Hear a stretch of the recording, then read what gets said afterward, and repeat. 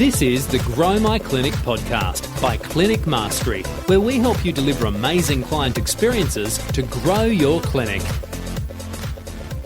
Welcome to another episode of the Grow My Clinic podcast. My name is Ben, and today we have our very special Jack O'Brien in the house. Jack, how you doing? G'day, Ben. G'day, listeners. It's good to be back in the saddle. A short hiatus, unplanned, away from the microphone, but I'm excited to be back in your earbuds again today. Looking forward to doing a bit more of this sort of pitch and catch style of conversation where maybe we get to challenge one another out. Actually, something just slightly off topic here today, because we're going to be talking about your ideal week. Getting to your ideal week, getting into a state where you're in control of your focus, you're in control of where your energies are at in business. But it's quite interesting, Jack. We're always challenging one another on what we're doing, how we're setting ourselves up and how we're working together. Actually, most people might not know this, but we are quite opposite. We are polar opposites almost. But I think that's what makes us work really well together. There's quite a healthy tension of challenging one another. And the reason we're talking about your ideal week today, or really how do you operate best as a business owner, is because it's been a discussion we've had back and forth about getting your diary set up. Because so often people come to us and they say, I don't have time to work on my business, or I'm always in reaction versus creation or taking control of things. And there's one big thing that we've discussed that can help. There are many things that help, but there's one big thing, and that is really around structuring your time. We've spoken about this before, but Jack, maybe could you set the context here for around, there's a couple of different things that we talk about. There's the ideal week and a default week as well. Can you give some context around those particular terms and approaches to taking back control of your time so that you're a more effective business owner? Sure, I would love to.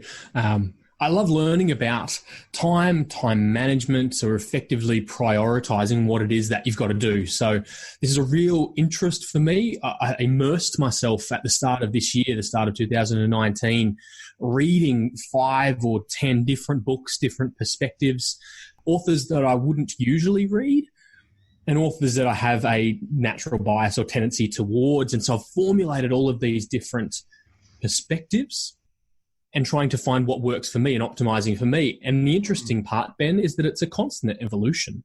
Yeah. It's never set and forget. It's never perfected, because life changes and priorities shift. Sure. So for me, when it comes to an ideal week, I love to start there. It's the principle, Stephen Covey, of beginning with the end in mind. What ideal arrangement do you want for your week? And I would suggest putting a time period on that, because we might have an ideal week that is completely unrealistic for the next 6 months, but it might be where we want to get to in 3 years or 6 years. I would suggest, though, having an ideal week set up for a period in the future of about 6 months. What do you want your week to look like in 6 months? So that's what we're going to work towards over the short term.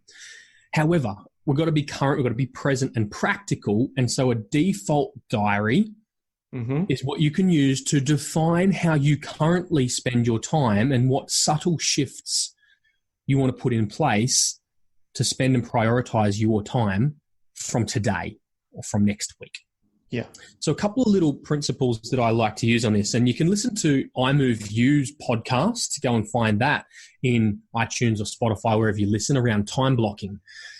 But a couple of key little distinctions that I love when defining my default diary or my current reality is some themes. I like to theme my day and I like to locate my day.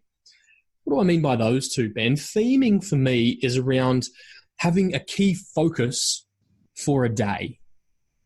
And what that means is across a week, you might have 5 different focuses, Monday to Friday. And say Thursday, and in my case, Thursday is my team day. So whenever something pops up on a Monday or a Tuesday around team, I need to have a meeting or I need to catch up with someone or we need another gathering, CPD, whatever it might be, it goes on Thursday. So I don't need to clutter my thinking on a Monday or Tuesday because I can push something back to the day when it's themed for.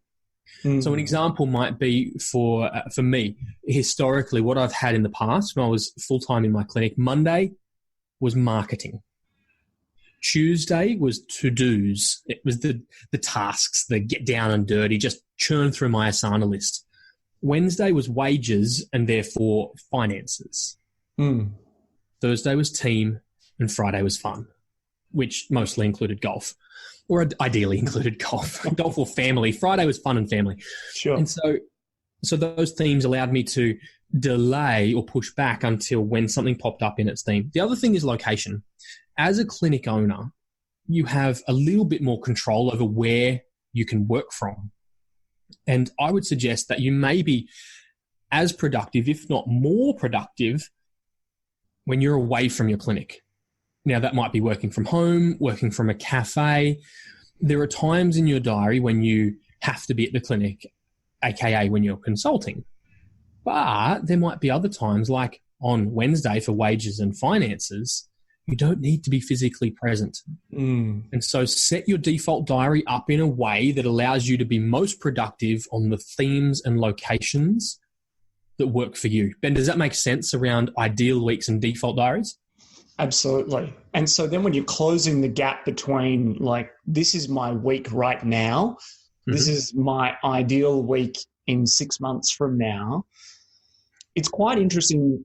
I've found, Jack, when people actually define their ideal week, literally draw it out on a piece of paper or on a document, they actually realize they're probably not too far away from it. Maybe. And it seems like maybe this big thing, but then they put it down on paper and work backwards to going, you know what, maybe if I tweaked 1 hour per week for 6 months, that it would actually eventuate in that. How do you go about then changing that? I mean, that's one just example there, Jack, that I've found is a lot of people, it's not a huge shift. Sure, there are plenty of times where people have big shifts where they work, consulting literally 65 hours a week and they got to cut down, but that can still be done. We've seen some great clients of ours who've cut down more than half of that in a 9 to 12 month period and still maintain their business. But what typically do you do then practically once you've defined the ideal week and you've understood where your default diary exists? How do you then progress forward? What sort of process might you go through? Yeah, good point. So on a monthly basis, I have a recurring Asana task that asks me to review my default diary in more alignment with my ideal week. So every month, I'm incrementally shifting my default diary towards my ideal week. That's every month. And then every 6 months, twice a year, I'll reset the vision for my ideal week. Yeah. And so you're setting that vision 6 months out and then you're month by month chipping away and working towards it. That's fantastic. I love that structure of reviewing and auditing. And like you said at the very top, I think that people love to get a bit of guidance on, what is possible or what could be the structure. Right. But very much it is up to you. Like this is not a cookie cutter approach. This is no way. Size fits all. It is, what is your ideal week look like? It might be spending 3 days with the family. It could be continuing to consult more, but have more people help you in the running of the operations of the business. It's really up to the individual.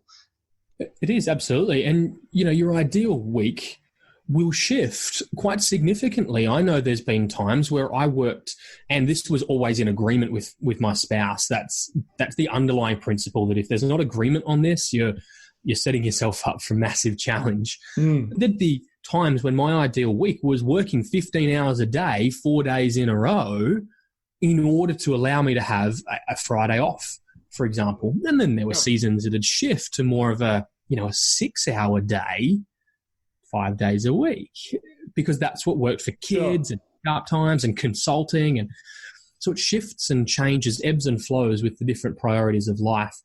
Sure. So the two keys, I think, are reflecting on that ideal week and make sure it's personal for you and it's in agreement. Yeah. The second is really sticking to your default diary when the opportunity pops up to have a referrer meeting. make sure you don't just drop everything to do it, but do it when you've assigned time in your default week, or coffee with your team, or something pops up. Don't just squeeze it in. Fit it in and prioritize it according to your default week, and be in control of your diary. You're an adult. You've got choices, and what you say yes to determines what you say no to. So if you're going to say yes to doing something outside of your default week, you're probably saying no to your family. And that's up to you to decide, but don't be a victim to your circumstances. Live by design, not by default. I love that. And Jack, to go back to as well, the top is most commonly when we have the opportunity to work with a clinic owner that comes to us at the start of their journey, they are feeling out of control. They're feeling overwhelmed by their business, their life. They just don't feel like they've got a handle on anything really. And one of the most fundamental things that we do is looking at the diary and where they're taking or could be taking control, because 9 or 12 months down the track, they'll say, wow, I feel in control. For mine, if I was to oversimplify it, like really just simplify it a little bit, it's that they've got control of their focus and their attention, and where they're purposely investing that each and every day. And so if you don't have that literally blocked out in your diary, then you will blow with the wind when the phone call or the email happens, or that person interrupts you and comes into your life. And you're really just not in the best, most resourceful state to answer that question, solve that problem. So by actually having structure in your diary, you're actually more resourceful as a business owner, because none of us can create more time. We're all living on the same clock, right? But what you can do is actually chunk it down and focus it in specific areas so that you're taking control over your focus. And so then I find your actions more purposeful, and you're getting better results, or at least more sustainable results in your life and in your business when you control that diary of yours and where your attention is. Does that make sense? Absolutely. I love it. Yeah. Well, hopefully there's been some practical gold for you there. If nothing else, maybe to add into your schedule to review your current diary and your future diary. Maybe it's looking at actually breaking down the gap between them so that in 6 months' time, you are living that ideal week. If nothing else, maybe it just reconfirms to you to take control of where your focus is, because that, my friends, is what will help you be more resourceful as a business owner, and that is the key. Jack, as always, some very wise words from you, my friend. Thank you so much. If you would like to see the show notes, head over to clinicmastery.com. We would love if you could share the love with a friend or a colleague, maybe introduce them to this podcast. We're always trying to bring some practical value. Hopefully it'll serve them and make their life a ton more richer. Have a sensational day. Take care, and we'll see you on another episode of the Grow My Clinic podcast very soon. This is the Grow My Clinic podcast by Clinic Mastery, where we help you deliver amazing client experiences to grow your clinic.